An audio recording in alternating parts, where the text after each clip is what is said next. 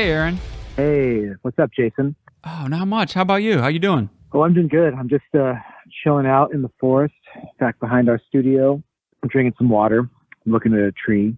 Nice. That sounds like a good day. Yeah, it's pretty hot here. We'll have some hot weather the next couple of days, so I'm gonna finish up some work in the studio and then probably go jump in the water somewhere. Yeah, well, that sounds awesome. It's like 100 degrees here and humid, and it gets pretty humid here. So I was just actually out mountain biking, listening to the new album, and trying to enjoy some nature too. So Nice, man. Yeah, mountain biking. That's something I never got into. I like trail running, but I've always kind of thought about getting on a bike sometime. yeah. I like it. I like all of it. I like running. I like mountain biking. I just kind of like to mix it up. But yeah, man, I threw on your new album too. While I was riding today, and I don't know if it was the riding I was doing or what. I've listened to it a few times now, but it felt like a little more grand, like sweeping, like bigger. I don't know. Like I said, I was riding, I was going fast. Maybe that was part of it, but was that something you wanted to do, or is that just me making that up? No, yeah, we wanted this record to be more epic in its scale. Maybe, I don't know, some people might use the word cinematic, but that's not really the way I look at it. It's more about reflecting the larger scale up in the mountains. Like the previous record, Thrice Woven, was very much about, like actually this forest I'm sitting in right now. It's the cedar forest behind our studio. Like it's our hearth and our home and our headquarters and like our, it's our childhood forest. It's where we grew up and have been hanging out here in the same patch of 1,000 acres of forest for 40 years or so. But the new record, way more oriented towards the mountains. And as you probably know, when you're out in the mountains, it's a very different feeling. The air feels different. The water tastes different. The sky is different. And there's a magic there. And I feel it in the music. And it sounds like you might hear a bit of that as well, which is cool. Yeah, honestly, that amazes me that you're saying that, because that's exactly the feel. I mean, I'm very much into the mountains, and the past, I'm trying to think now, I guess it'd be the past 8 years maybe. My wife and I, we try and do, at least one trip out west somewhere, hiking, just the mountains. We did it once, and ever since it's like something that, I don't know, it calls us back every time. And I think that's why I was really, really loving this one, maybe even more so than the last one. Just that feeling that it did bring, like it definitely gave me that. That's really cool. That's really cool to hear you say that. Yeah, it was really intentional. Like, yeah, we knew we wanted to make a record that was about the mountains and was channeling the spirit of the mountains. I heard this thing from a friend a long time ago. Her theory is that before white settlers came to this area, the spirits were everywhere. They were in the forest, they were in the waters, they were in the stones, and the Salish people, all the indigenous people in North America, were in connection and communion with these spirits, just as a fact of life. I think this is an ancient human way that is not tied to any culture. It's just an older way of being. But when white settlers came and the forests were mostly destroyed, the spirits went up into the mountains, and that's where they still are.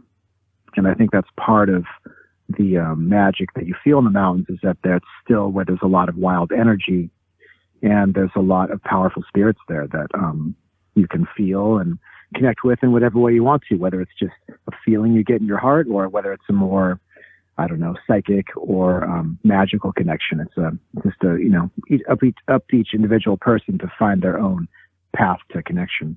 Yeah, that's fascinating. I know. I mean, I can definitely identify with that feeling that you get, when you are up there. I mean, that's one of my favorite things is getting as high up or on top of a mountain, as you can, and feeling those things. I mean, I don't know if I can tap into it like you're saying, some of those things there. That's deep, and that's super, super interesting. But I mean, I can feel a lot of that. Yeah, I mean, I think everyone feels it if you're a human being. If you have the commitment to get up high, because it's hard, as you know, it's an ordeal. I don't think the name for it is important necessarily, or It's a deeply personal thing. Yeah, no, I like that. And so I'm guessing that's kind of obviously the song's called Mountain Magic, right? Yeah, it's the first track on the record. Yeah, right, right. So I'm guessing that's kind of what you're speaking to maybe a little bit. A little bit, yeah, just sort of like setting the tone for the record, letting everyone know that this is a different sound, a different energy that this record is going to be working with than the previous album and all of the albums that we've done before. Yeah, right, right. So when did all that, I mean, because I know you, I mean, we're talking about nature, we're talking about mountains. You know, you mentioned you've been living in that where you are now in this, huge forest, and was it your whole life? Yeah, pretty much. I mean, funny thing is I was born in Kansas, Topeka, 1977 in the summertime, but moved to the Pacific Northwest when I was 2. Okay. And so, I'm a Cascadia is my home. Nathan was born here. He was born in Portland, Oregon. And actually, my earliest childhood memory was the eruption of Mount St. Helens, which was in 1979, I believe. So I'd have been just 2 years old, but I have really strong memories of it. I remember we just moved into a new house in Olympia, and my dad was painting something or like putting some caulk around the door or something like that. And a big ash cloud came through. I mean, there was ash on everything, and the ash got into the paint. Wow. I just remember that really strongly. So maybe that was my welcome to the Northwest. Yeah. And we've lived in, I've lived around different places over the years, but I've always come back to Olympia. And the place where our studio is now is really close to where I grew up. And it's this stretch of forest that's actually in a trust that's owned by the local university, Evergreen State College. And it's about 1,000 acres or so of second growth forest, predominantly Western red cedar. I'm just looking at it right now. I can barely see anything but cedar from this particular spot. There's a few Douglas fir and hemlock mixed in, as one would expect in a lowland Cascadian forest. And, it's a super important relationship, the relationship I have with this forest, because when I was a kid, the forest was, I don't know, maybe 60 or 70 years old. It was clear cut around at the turn of the century. All the big stumps are still here. They're decomposed, but they're still present as entities. And so when I was a kid, this was kind of like, a scrubby second growth forest.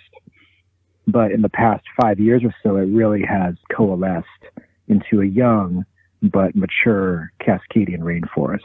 I first noticed it was about 5 years ago when I heard ravens for the first time. Because growing up as a kid, I never heard ravens. And then all of a sudden, the forest became mature enough. There was the plants and the ecosystem was here, and it was starting to welcome back the creatures and the plants that have been here since the last ice age. And there's one right now. There's a chipmunk shattering at me. They're always here, though. Yeah. So, I mean, has that always been just a big part of you? Nature, being outside, and that sort of lifestyle, or was that something that you got more into as you got older? Well, it's always been there. But I think that my relationship has definitely deepened to it as I've gotten older and been able to quiet my ego mind a bit through whatever, meditation practice, but also just getting older. I think that you have the opportunity to still your ego a bit and clear your mind of a lot of the cultural programming or just wrong ways of thinking that, unfortunately, in our culture we get indoctrinated with. And as those layers of, I think, false culture or religious conditioning or political conditioning fall away, what is left? It's me as a human being, and then here is the earth that's always been there the whole time. So it's almost as if this relationship with the forest and with the earth has always been there, but I've been polishing away the grit and the grime that's been obscuring the radiance of the truth for all these years. And it feels good now. Like, I just turned 44 and it's just now starting to feel good. Like, enough of the cultural trauma that we all deal with in our ways, both culturally and as individuals.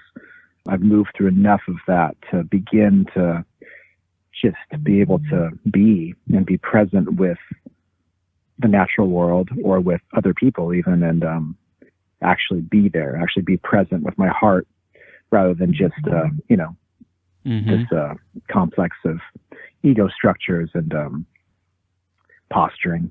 Yeah, that's it's interesting. I feel like I'm on, I don't know, maybe like a similar kind of path as far as I've always been drawn to outdoors. I remember when I was young, I mean, I would be outside making tree forts and things like that when my brother would want to be, playing video games or whatever like that. And but it's gotten for me a lot deeper as I get older. I mean, I'm 33, obviously a little younger here, but the past couple of years, it's like I find myself, I just spend more and more time as much as possible outside. I mean, a lot of my friends think I'm, getting weird. I've been getting into like foraging, that was something that's just been a new thing of mine that kind of helps. It just makes me feel, more connected, to nature and to, something old, like an older tradition. And, also just being able to have, things that are, you're finding in the wild that are nutritious and a lot of my friends, family, like kind of laugh at that, but it's just like I keep going deeper down that road, and I don't know, it's like I always feel like it just does something more for me every time the more time I spend doing those kind of things. Yeah, it's a reciprocal relationship. Yeah, the spirits of nature, I think, slowly reveal themselves to the degree that you give something in return, whether that's just your attention or your love or your the energy of your heart. Nature is not a resource to be extracted from. That's the modern Western paradigm, and that's what's obviously going to be the death of all of us, that viewpoint.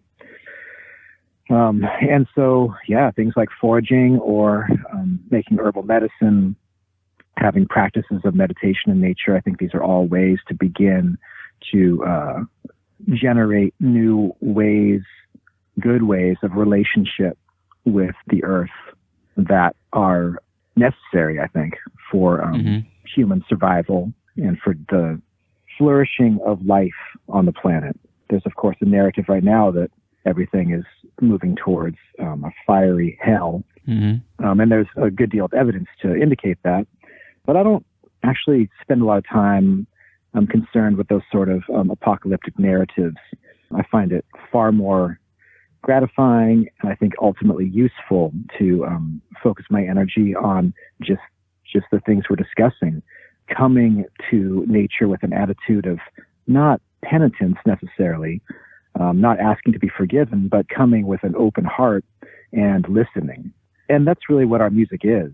For me, it's the sound, it's the vibration of the earth, and not just the entire earth, but of our particular place, of our Cascadian bioregion that is our home and our inspiration. It has an energetic frequency and a song. It has it's like the voice that I hear, the pulsation of energy that I experience is like the skin of a drum oscillating, and it has a message to it. And I strive to move that message through me, through my craftsmanship or through my music, into the music that appears as Wolves in the Throne Room. Yeah, that's very interesting. I mean, so when you're talking about, and I've heard you or read about you mentioning that in the past, just tapping into those kind of energies and your environment to create this music, which is what I think makes you guys a special band. But it's still so I guess, how do you do that though? Is that, how do you take that inspiration and those feelings and those, that all that stuff that you're gathering, from nature? How do you take that though and then, move that more into music? A lot of it comes through dream work, actually. You asked what I was into when I was a kid. Yeah, I was definitely into hanging out in the forest, but I was also really into mythology and magic and the history of different cultures, specifically about how they interacted with the spiritual world.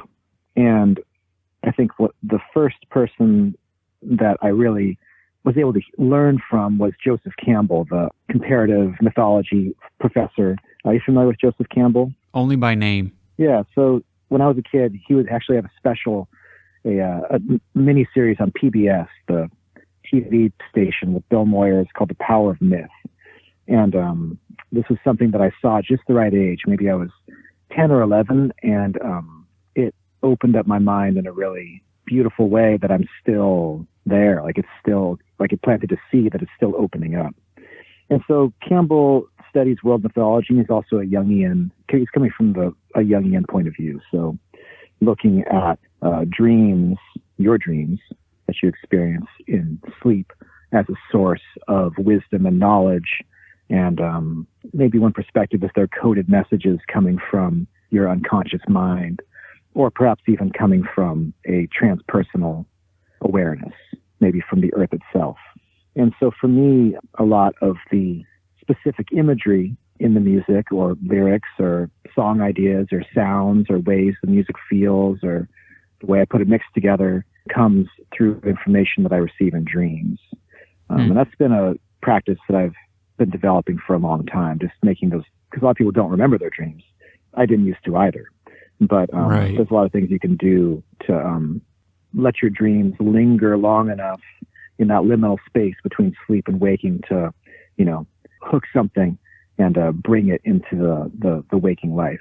Have you ever used things like psychedelics, anything like that to tap into some of that natural energy? I never have, so I can't speak on that too good. Just some of the stuff of what you're saying sounds like similar to what I've heard, kind of around that, some of those experiences. Oh yeah, definitely. I mean, I've never been much of a psychedelic user. I've only had maybe one pretty intense and deep mushroom journey, maybe about 10, 12 years ago. But I do believe that single experience changed me permanently and opened me up. I think that before that experience, my heart was really closed, and there were just parts of myself, feelings, emotions, sensations. I mean, there was so much that was hidden, and I believe would have remained hidden unless I'd been cracked open with that psychedelic experience. And it's not something I necessarily recommend because it's going to change. It'll change your life, I think. And there's other ways to do the work. There's other ways to open up and do, your life's work, your soul work, whatever that might be. But certainly, I think psychedelics are a wonderful tool if you're called to it, and if it's if it's what is right for you in your life, and that's of course a personal decision. And that's true for Nathan and Cody too. Like, we've all had experiences with psychedelics, and it's been, I think, crucial in opening us up to be able to perceive different layers of reality. I know for sure when I was a kid, I just couldn't see it. I couldn't see or feel the world of spirit. And now I can. I'm there. Like, I can, of course, live in the normal world like anyone else, pay my bills and to be with my family, but I'm also able to be aware of the subtle energy in my body, which is the energy you work with through yoga or qigong or meditation, and the energy that's in the world. But it's also something that I don't feel like I need anymore. It was a very useful medicine in a certain time in my life. But there's a quote I like, I think it was even from Timothy Leary, maybe from Terence McKenna, that with psychedelics, once you get the message, it's good to hang up the phone. Yeah, that's interesting. I've been very, I've just been very curious about it, just because of some of those, I guess, ways to tap into nature. Hearing about how you feel that connection even stronger, or you feel that like vibration of everything feels like you are fully connected. And that's also interesting. What you're saying though is just kind of finding other ways to get there. So I don't know, but I do kind of feel whether I'm kind of being called that way or not, I definitely feel intrigued by that, by that kind of experience, and just to be able to have that, have that experience. Yeah, man. I mean, I'm so grateful for it. I've also got like a pretty good community around me of people that have used psychedelics in a kind of intentional way. Like one of my mentors was an old hippie guy. He was a part of that generation in the 70s that was really starting to tune in, rejecting the war machine of the Vietnam War and the whatever, just consumer capitalist culture, and creating very radical alternatives. And I've got a few mentors like that who went down this path in previous generations. And that's something that I really value, is to find elders, just people who have wisdom, people who have been down these paths before and can provide support and grounding and perspective. Because one thing I will say about the path of psychedelics, or even just the path of magic, meditation, any of this kind of stuff, is that it's quite easy to get swept away, to have a very powerful experience, whether it's through meditation or breath work or a psychedelic trip, and all of a sudden you're a true believer, you know, in the worst possible sense. You know, it's like a pretty common scenario that someone will have these sort of life-changing experiences and all of a sudden be shouting, "Everyone, I am now the Jesus Christ, and I've received a download from the Godhead." And, you know, and it's this ego inflation sort of thing. Yeah. And it's a tale as old as time. And it's just understandable. I went through that. And I was very lucky to have the support of friends who had already been through that sort of opening experience, and elders too, that are fully grounded in the world of magic and the world of spirit, and also the three-dimensional reality that we all share, and being able to keep it balanced, grounded, safe, and always keeping a sense of humor. Yeah, that's interesting. That sounds right. Having someone that's done it before, that's been there, that can help guide you a little bit, you know, that makes a lot of sense. Yeah, definitely. Do you think, this is something I've been thinking a lot about, as far as, you know, we're talking a lot about nature, and, you know, I know some people who they really don't spend any time outside. You know, their whole life is spent indoors, you know, and there's obviously people to different degrees of that, you know. Do you think that what we're talking about and the feelings that you can get from it, the benefits of nature, the, you know, being, all that stuff, do you think that is something that's in everybody, or do you feel that certain people are, you know, I guess I don't know exactly the words I want to explain this, but, you know, would trying to move someone like that who really just they don't like nature, they don't like being outside, but maybe, because I guess my thought is, I feel like you get a lot of depression from that kind of a situation. Like if you don't have nature, or, you know, that connection in some way, I feel like you won't get to a certain level of happiness, or whatever you want to call it. But I guess that's just the way I think about that. Now, maybe there's other ways to tap into all that. But I guess, what do you think about that? Man, that's a really good question. It's funny to think about, because the community that I'm in, I mean, we're all outside all the time. Like right. My son goes to an outdoor school, and he doesn't, like, you know, if it's pouring rain and freezing cold in December and it's pitch black out, he's still outside in his rain gear, like playing outside. Oh, that's awesome. So like he never even learned the idea that on a cold, rainy day you should be inside.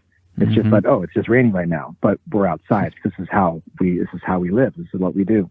And pretty much everyone in my community that I know is doing herb craft, or they're hiking or mountaineering, or just in the nature and in love with nature, in love with the forest, in love with the plants and with the animals and with the magic of it. And yes, I guess maybe in my peripheral awareness, I'm aware that it's in an urban environment, perhaps it's very easy to be in a hermetically sealed life where everything you touch is man-made. Gosh, I would have a hard time saying that that's a complete human life. And there's a bunch of levels to that. One is that just on the basis of pure biology, we evolved as an organism in wild nature. And yes, the human species is changing and evolving due to our modern lifestyle and due to technology. But at the same time, we are wild human creatures. And it's hard to imagine being able to live a complete life without at least some connection to the green earth. But at the same time, I wonder if it's not possible to have a completely different existence, one that is completely mediated through technology, one that is completely man-made. It's almost like living in outer space, it's almost like living on another planet. I'm the kind of person who doesn't like to denigrate or make judgments about anything. But at the same time, I can say that would never work for me. And the healing power of nature it's just everything to me. And I wish that everyone had at least the opportunity to experience it, because it can bring so much peace.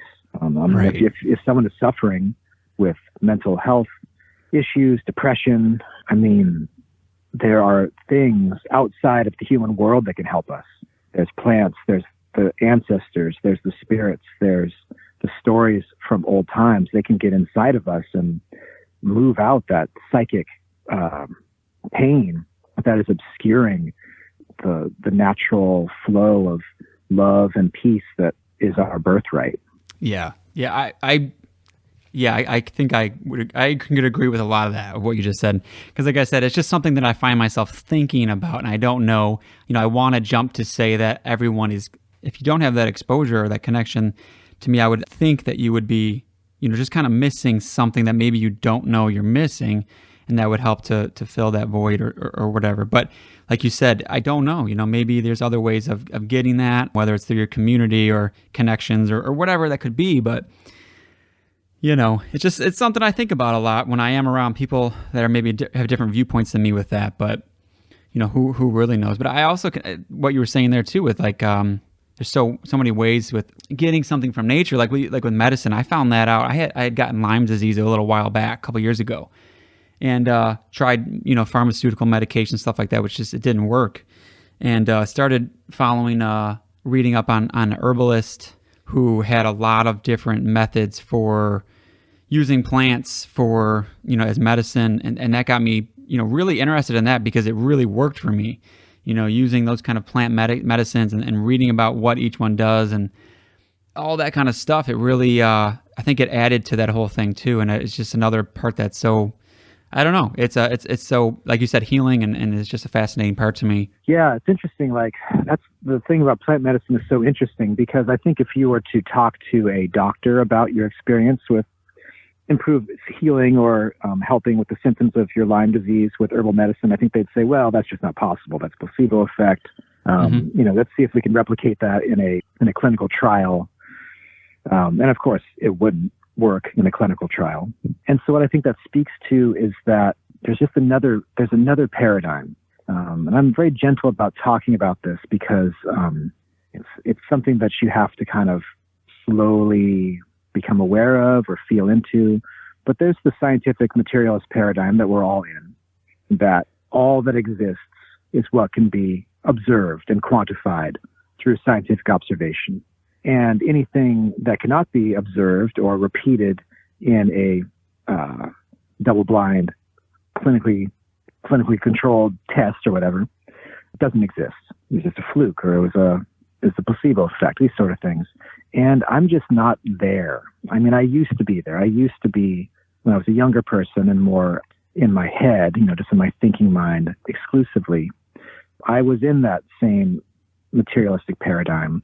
But then how do you explain the, people's healing experiences with plants? Or how do you explain psychedelics? How do you explain synchronicity? How do you explain magic? How do you explain love? I think that, the scientific paradigm is quite limited. And I do think that it is through nature, connection to nature, that I think a deeper understanding of life and reality and consciousness has the potential to emerge. Yeah. Oh, yeah. Yeah. Yeah, I agree 100%. Was there, as far as like your musical journey goes, was there any bands or albums or things like that spoke to you, that kind of not did what you guys are doing, but maybe, tapped into their own landscapes, regions, that sort of thing, that could have helped plant that seed, or that just whatever, even if it didn't influence the band at all, but something that would drew you to a certain album or music? Yeah, definitely. Well, I'll name two. The first of which would be let's pick one of the Norwegian black metal bands. Let's say Ulver. When I first heard Ulver, I was struck by the fact that when I closed my eyes, I could see and feel their landscape. I could see the fjords. I could feel the cold, dark winters. It evoked something very, very strong in my mind's eye and in my body. I could feel it. And I realized that, this is the feeling of that place. This is the feeling of their mountains, their rivers, their fjords. And so that's an approach that we have taken in Wolves in the Throne Room. The feeling of Wolves in the Throne Room is the feeling of our rivers, our mountains, our forests. Another really important band for me is Neurosis. Do you know Neurosis? Yes. Yeah. So they were on the Through Silver and Blood tour, which would have been 94. I would have been 17 or maybe 18 years old. There was a DIY punk venue in Olympia that Nathan and I both volunteered at. And Neurosis came through Silver and Blood tour. And that was absolutely a magical transmission, because they were the first band I saw that was, for one, intensely psychedelic. They were like vibrating with a magical liminal energy. And to come into their field at that time would change your consciousness, just because what they were doing at the time was so powerful. And they were working with mythology. They were working with the realms of archetypes, the realms of spirit, the realms of ancient story, myth, images of gods. And when I saw them on that tour, it definitely planted a seed in me that, this is a way to approach music. It's myth making. It's working with dreams and bringing those dreams forth. This is the art that I can do as my artistic journey progresses. Yeah, that's not one I would have thought of Neurosis being as, like I said, something that Ulver makes perfect sense with the landscape and the, like you said, that Nordic feel and all that kind of stuff. That makes complete sense. And I now that you're saying it, makes a lot of sense too about Neurosis. I've never thought through it like that, and that's pretty cool that would have I can see how that would have an impact though. That's cool. Yeah. Well, on the previous album, Thrice Woven, I don't know if you heard that record, but Steve Von Till from Neurosis does that's him on The Old Ones Are With Us, which I think is I was just talking to someone about that, and that's honestly probably one of my favorite parts of the album is the way that those lines of what he's saying there, and then the way that song just builds up, and it gets me like every time. I absolutely love that part. Yeah, man. Well, I mean, like Steve, he's an elder, right? He's like a wise dude. Like he's a wise old dude that's like been down it. Like he's been an artist his whole life. He's had kids. He's suffered. He's experienced ecstasy. He's done it all. And he, through his art, is able to transmit his hard-won experience and wisdom to other people. And I mean, that's one of the favorite things we've ever done is that song, because specifically of his blessing and his that prayer that he creates in that song. It's just so true. Like what he says in that song, like that is it. Like that's what I want. That's what I want to call forth into this reality. So simple, and it's so old, and it's something that I think just resonates so deeply in my heart as what I most deeply desire as my life. Because it's not just for me. I think that old way will allow for life to continue on the planet Earth, which, if we continue down the path of